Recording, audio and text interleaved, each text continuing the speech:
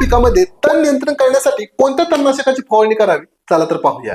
आता या ठिकाणी प्री इमर्जन्स म्हणजे उगवणीपूर्वी जर आपण पाहिलं तर मित्रांनो, मका पिकाची पेरणी केल्यानंतर 1 ते 2 दिवसाच्या आतमध्ये तुम्ही अॅट्राझिन 50% WP फॉर्म्युलेशन मधलं तणनाशक जवळपास 500 ग्रॅम 200 लिटर पाण्यासह 1 एकर वरती फवारण्यासाठी वापरू शकता। पण उगवणीनंतर म्हणजे उभ्या पिकामध्ये तण कंट्रोल करण्यासाठी तुम्ही मका पेरणीनंतर 20 ते 30 दिवसाच्या दरम्यान सेम्प्रो नावाचं तणनाशक वापरू शकता। वापराचे प्रमाण आहे 36 ग्रॅम 200 लिटर पाण्यासह 1 एकर साठी।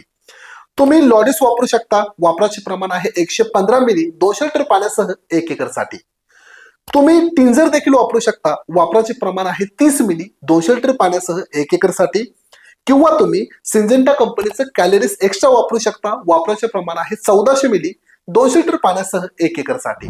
चला तर मग माहिती आवडली असेल तर या व्हिडिओला लाईक्स आणि शेअर करायला विसरू नका। आणि मका पिकामध्ये तण कंट्रोल करण्यासाठी तुम्ही कोणतं तणनाशक वापरता हे देखील आम्हाला कमेंट्स बॉक्समध्ये लिहून नक्की सांगा। धन्यवाद।